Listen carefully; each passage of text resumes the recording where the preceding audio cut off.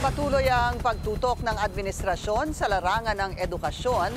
Binigyan ng pagkakataon ng mga hindi nakapagtapos ng kolehiyo para maitumba sa diploma ang karanasan sa trabaho. Narito ang special agenda report ni Dexter Ganibe ng Abante Radyo. Sa larangan naman ng edukasyon, investing in our own people is not only a fundamental moral imperative for us, but an economic one as well. Sa kanyang State of the Nation address noong nakaraang taon, halos kalahati ng buong talumpati ni Pangulong Bongbong Marcos ay nakatuon sa edukasyon, mga pagkukulang, mga nakamit na at mga hakbang ng kanyang administrasyon para maiangat hindi lang ang kalidad ng edukasyon kundi maging ang dulot nito sa ekonomiya ng bansa. In its report, the World Bank revealed that our promising economic growth is largely attributable to our people. The great bulk of the country's wealth is being created by the skill, the industry, and the resourcefulness of all Filipinos. Ngunit, sadyang marami pang ibubuga ang Pinoy.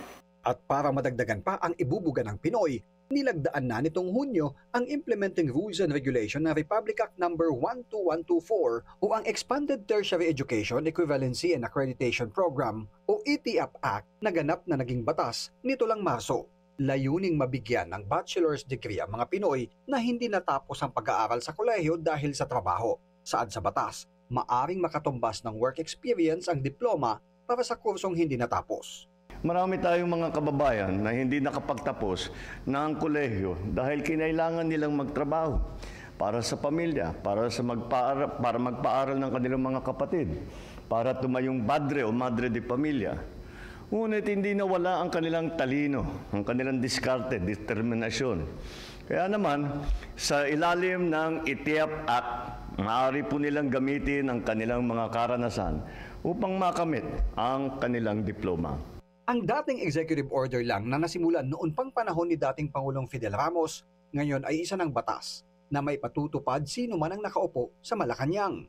Pasok dito ang mga Filipino citizen na 20 taong gulang pataas, high school graduate na mayroong minimum na 5 taong work experience na may kaugnayan sa hindi natapos na kurso sa kolehiyo.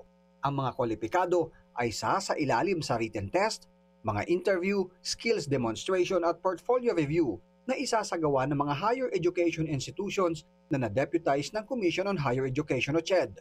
Huwag kayong humintong mangarap.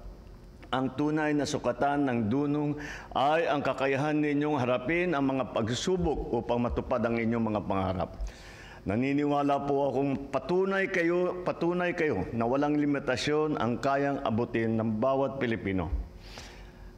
Kaisa ninyo ang pamahalaan sa hangarin na mas mapabuti ang inyong buhay.